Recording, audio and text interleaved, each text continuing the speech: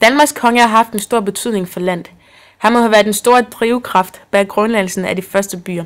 Også de mange byggerier, som blev opført omkring år 1980, viser, at kongen havde en stor magt.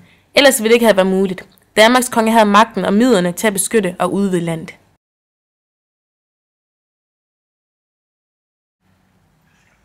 Kongen var manden, som stod bag borgerne. Vikingeborgen blev bygget i år 980. De 4 vikingeborge, Trelleborg ved Slagelse, er i tegn på, at kongemagten havde haft en stor magt i vikingetiden. Det ville ikke være muligt for en lokal stormand at bygge så store anlæg alene. Når borgerne ligger jævnt fordelt over hele landet, så kan det ikke have været de lokale kræfter, som har bygget dem. Det kan kun være Danmarks konge, som har stået bag det. Det viser også, at kongen havde store militære styrker. Det har krævet store ressourcer og mandskab. Så krævede det også, at kongen havde en god kontrol med folk. De mange store militære anlæg peger i retning af en stor konge, som havde en betydelig magt i datidens samfund. Uden en stærk konge ville det nemlig ikke have været muligt at bygge så store anlæg.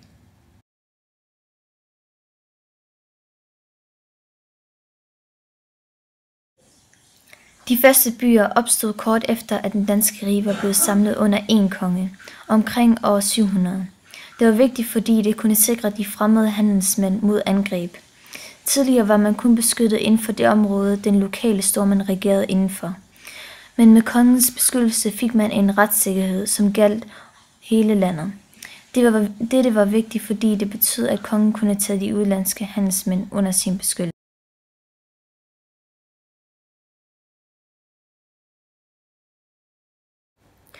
Det, der skete, var, at handel fik en meget stor rolle i samfundet i begyndelsen af 700-tallet. Den nøje planlægning viser, at byerne blev skabt af en institution med magt, og på den måde vidste man, at det var af en konge. Men det var ikke rigtig nogen, som vidste, hvor meget kongen regerede over.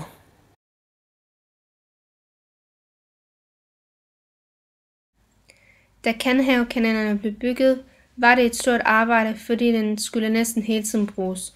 Så derfor måtte der være en eller anden form for organiseret vagttjeneste eller flådeenhed, som hele tiden var mobiliseret og som skulle kontrollere det sydlige Kattegat.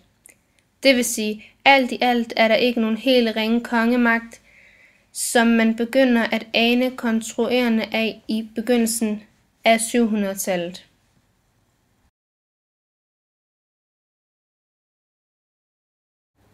Det viser, at kongemagten byggede på militær kontrol, samfærdsel og kommunikation. Skibsfarten var en nøglefaktor i denne udvikling, både civilt og militært, og det er et område, man i dag har opnået stor viden om.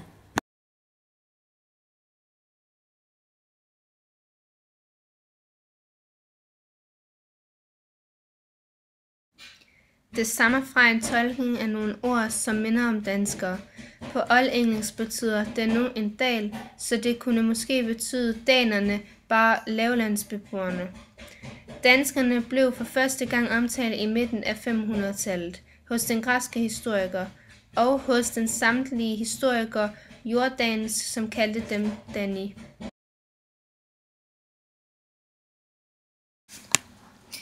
Jordanes mener, at danskerne kom fra Skanser, som muligvis betyder Skåne, og stammer fra svenskerne. Navnet Danmark blev først kendt i slutningen af 800-tallet i et oldengelsk værk som Danemark og Danemark. Det skelner mellem syddanerne, som boede i Jylland og muligvis Fyn, og norddanerne, som boede på øerne. Danmark blev først nævnt for første gang på de 2 Jellinsten fra omkring 955 og 980, som Tænemark og Tagmark. Danmark må betyde danernes mark. Den store Jellingsten er et minde til Harald Blåtands forældre. Harald Blåtand samlede Danmark og gjorde danskerne kristne. Den lille Jellingsten er den ældste, og det var kong Gorm den gamle, der rejste stenen til et minde om hans hustru. Den er cirka fra 935. De 2 runesten afspejler en overgang fra den hedenske vikingetid til den kristne middelalder.